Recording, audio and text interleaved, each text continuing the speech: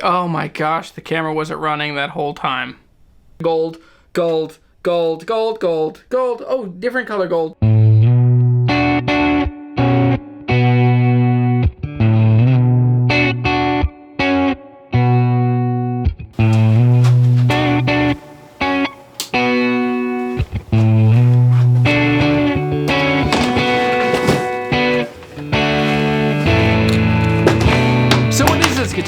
Here's a description from the guy that I got this guitar from. 1989 Fender Custom Shop HLE Limited Edition 1957 Reissue Stratocaster Homer Haynes. A rare guitar from the second run of a limited edition of guitars from the newly formed Fender Custom Shop that started in 1987. In 1988, Fender made a decision to reissue a Homer Haynes limited edition Stratocaster that was limited to 500 units for each of the years 1956, 1957, and 1958. This guitar was from the 1957 run of 500.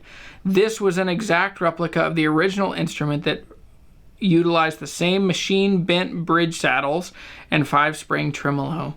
The neck was maple. The pickguard was attached to the body by 8 wood screws. The pickup switch was an older 3-position that is found in all 1957 Strats. It has a rad gold finish, anodized gold pickguard, gold hardware, and nice chunky soft V-shaped maple neck and fingerboard.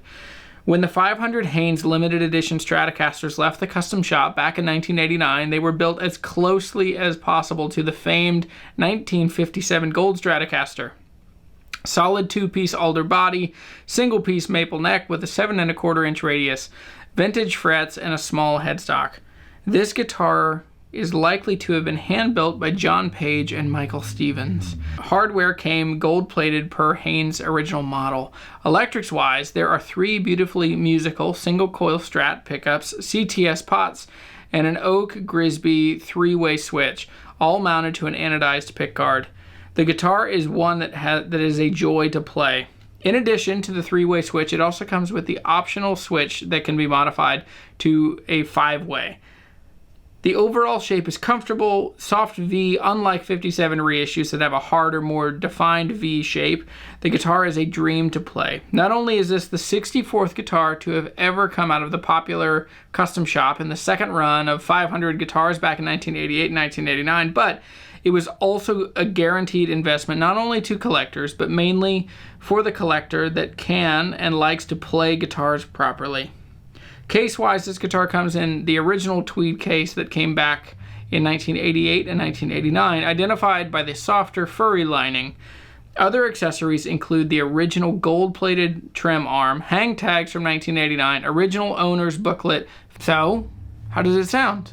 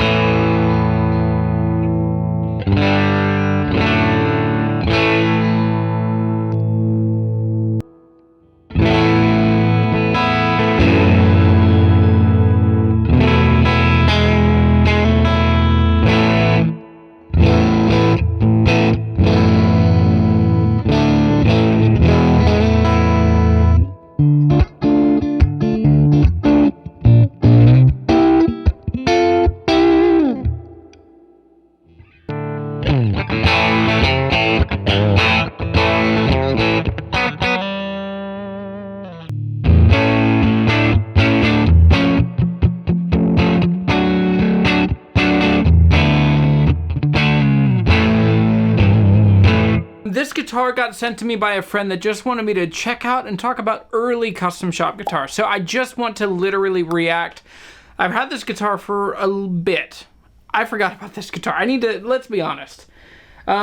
We spent most of last fall in Nashville. We had some family stuff going on, and I had some fun guitar stuff going on. But one of the guitars that showed up to me in Nashville that came back was this one, and it got put on the top shelf up there, and then I just never quite...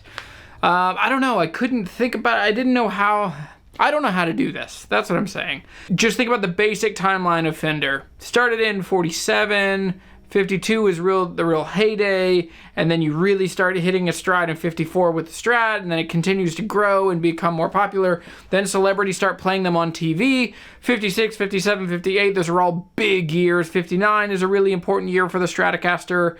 And then you have the mid-60s where the guitar company gets sold, and it gets sold to CBS, and CBS is lifeless and has no, that's fine. But many changes just went corporate instead of staying to the essence of what the guitars were. So then you arrive at kind of this movement of workers. Like, hey, we're going to buy Fender back. We're going to bring it back to its incredible former glory. So in 1984, right, 83, 84, Fender then transitioned from CBS Corporation to FMIC, and that's when it came about. So it is really amazing that within a few years, they were committed to building a custom shop. There were no custom shops before 1987, and that's really, really significant and important. Number one, this is the first year that the custom shop came out, and they undertook a project this audacious and insane that they would make 1,500 total, 500 56s, 57s, and 58s. So 1,500 guitars from the custom shop. The custom shop must have meant a thing at that point that it doesn't mean now. Right now, custom shop, you have like team-built guitars.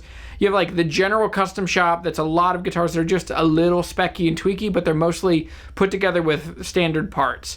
Then you have a team-built guitar, which is then put together by a group of people. That sounds like that's what this still was. It was two people. It was John Page and Michael Stevens. So it sounds like this was a team-built guitar even then. And then you get to master-built, which is the more recent.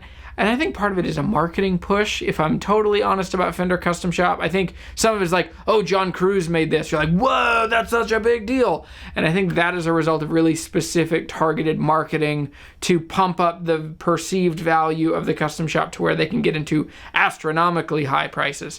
So this guitar was team built, but the custom shop now versus the custom shop then. Custom shop then meant really cool specky reissues. Some of the things I love about this is that it showed where they were headed, and with our perspective, we get to see that they actually did it. They wanted to do big, audacious things in 1987, 88, and 89, and they did. I mean, this guitar is absolutely wonderful. Let me talk about this guitar in particular, and then I'll close my thoughts. While I'm talking to you, I will be thinking about how I'm going to end this video.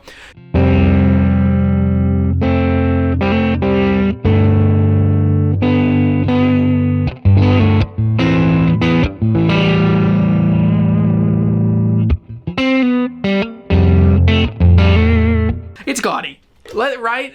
Don't you feel that? Don't you feel that in your bones when you look at this guitar? Don't you think like, ooh, ho. So, hey man, heard you like gold, so we put gold on the headstock. Hey man, we heard you like gold, so we put a gold pickguard on there. Hey, dude, do you like gold, right? So there's gold paint on here, then there's a gold hardware. They're all different shades of gray, so don't worry about it. Gold. Oh, different color gold.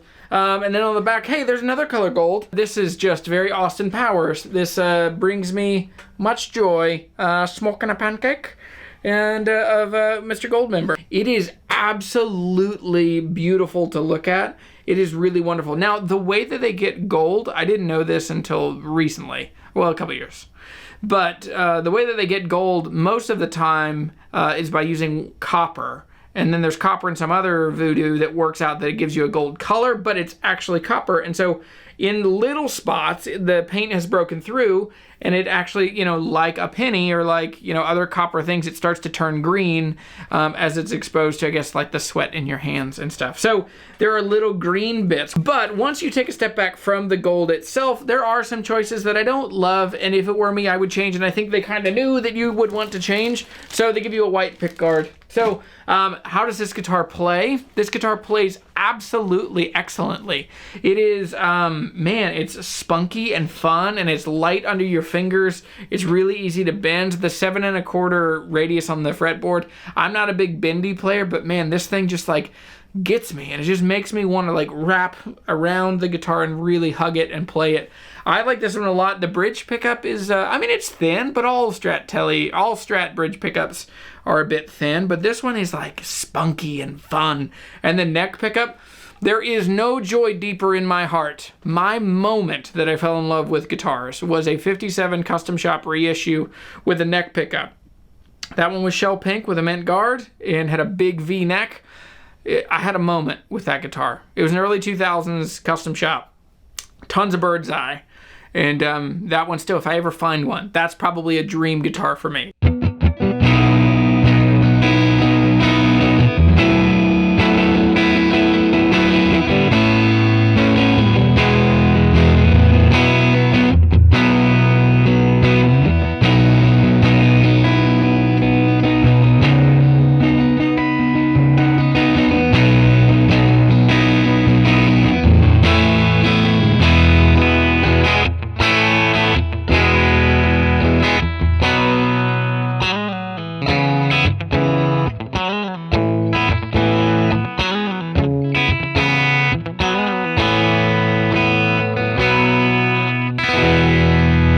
And last question, what's the guitar worth? Now that is the $1 million, that's the $4,500 question. This guitar is hard to track as far as value, but it is a really, really important custom shop guitar. Because one, and I'll use this word for the last time in this video, this was an audacious project that worked. There were 500 of these in each of the years, so there's 1,500 total. That's an amazing amount of work to undertake for a young company. Now, I understand Fender itself was kind of old at that point, but the idea of FMIC coordinating, making a custom shop, I mean, this is when guitars weren't great in the late 80s, and so this is their first stab at taking properly excellent electric guitars, and I can see this is absolutely better than American Standard at that time, or a Strat Plus, or any of the things that would have been the contemporaries of this. This also really pushed against like the really heavy metal kind of music thing that was happening in the late 80s, all the hair metal just coming into grunge. And this thing just doesn't fit into either of those worlds. It calls back to an older and more ornate and more beautiful world. And yeah, and more, I mean, believe it or not, this is more calm than like, oh, I can show you. Than something like this. I mean, this is the hair metal thing. This is what was coming out. And so this is still like subtle and subdued and thoughtful. My closing thoughts. This guitar will be for sale and someone should really buy this. This is, I will not say that guitars should be investments. I don't think I'll ever quite say that. I don't think it's a good idea to buy guitars hoping that they're worth more in the future. I think you should find guitars that are worth more in the moment. And if you want, that's a good way to find a guitar, buy a guitar, sell it to somebody. Now, people hate that perspective, but who cares? Thanks for watching this video. I am Jeremy. I'm the Guitar Hunter, and you have a mission. You have to go fill the world with music and friendship. Learn how to play guitar, more guitar, better guitar, invite people in, make music, make community. So, music, friendship, bada bing, bada boom. See you later.